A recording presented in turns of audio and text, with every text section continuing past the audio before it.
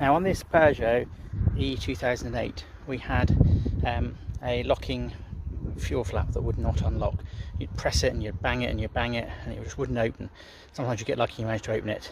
So what I did as an initial action is I broke off its little wings here, because ultimately if you had to force it open later otherwise, you'd end up snapping off this bit on the door flap, and then you'd need a whole other paint matched nightmare.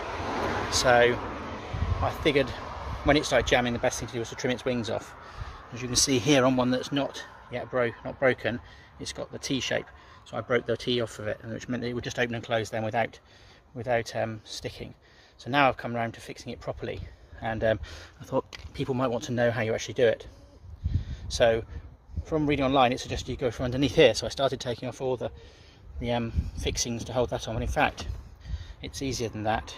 You can get a screwdriver and prise here and then here, see that flap there, and once you prise there and there, you can kind of wiggle the whole thing down and out, which then gets out these other two clips at the top, because they end up going downwards. But there is another clip there and another clip there.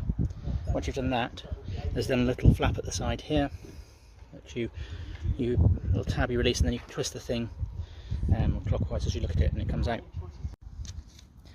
In case you're wondering, the little tab you have to move, as I say, this thing rotates, looking at it from this side, it rotates clockwise and then comes out. And you put the new one in clockwise and turn it.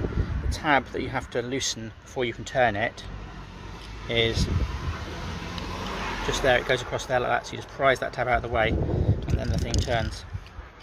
I think it'd be quite difficult to do it from underneath actually, because you have to reach all the way up to get that tab. Likewise, if you've yours has got stuck, in that case you really will have to do it from the bottom, because you can't get inside when it's locked to prise open the I guess by design you can't prise open the bits to take the thing off if it's locked.